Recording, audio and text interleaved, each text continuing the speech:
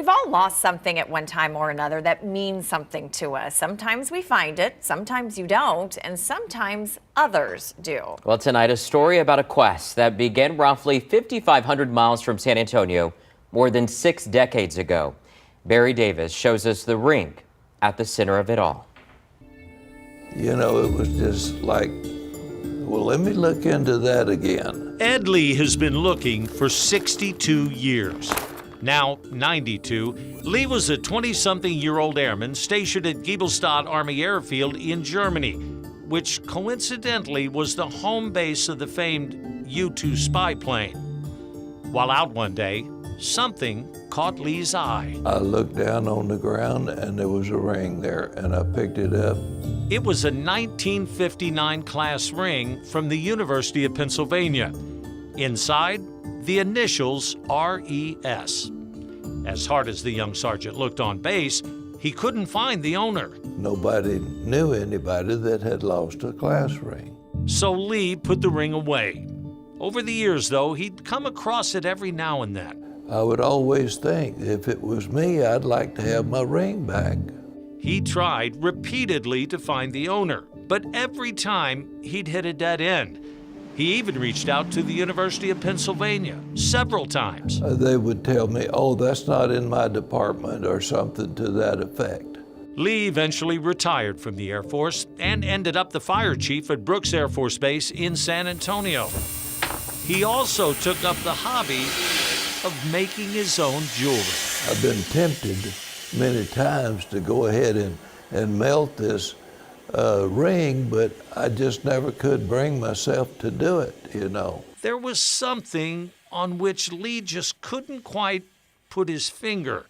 A U.S. college ring found on German soil with a missing owner.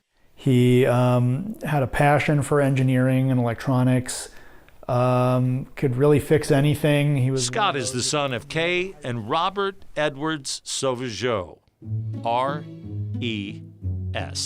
There's no family history of knowing about him having a class ring or what could have happened to it. Bob, to his friends, was born in Wheeling, West Virginia in 1931.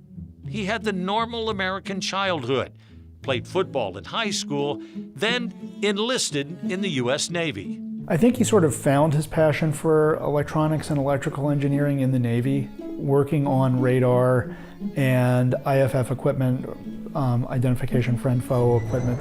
Remember that reference to the U-2 spy plane program? After the Navy, Bob used the GI Bill to get his degree in electrical engineering at the University of Pennsylvania. He did work exclusively for defense contractors, so that would have been from 1960 after graduating all the way through the end of his career in the 90s. Bob and Ed were on the same base at the same time, but never met. This ring belongs to an individual that worked hard to get it, and that I would love to be the one to get it back to that individual. They'll never meet, not in this world. Bob passed away in 2019. I knew that there was a possibility that the individual would not be with us any longer. Well, then it would go to his family.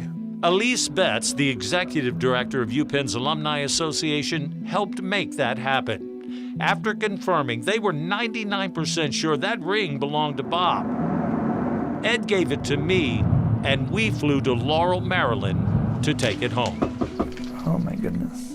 Oh, wow. That's amazing. I'm really in awe. This is just incredible. Scott says his father never spoke about being in Germany, but then he never really talked much about his work. A lot of his work was in guidance systems and radar development. So it's very possible that he was doing classified work for the DoD.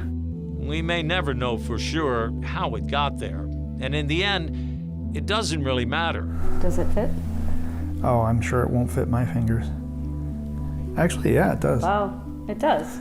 That's interesting. This is truly amazing. What does matter is the ring's journey is over. I just hope that the son of the individual will take it and cherish it and For Ed Lee, just love it.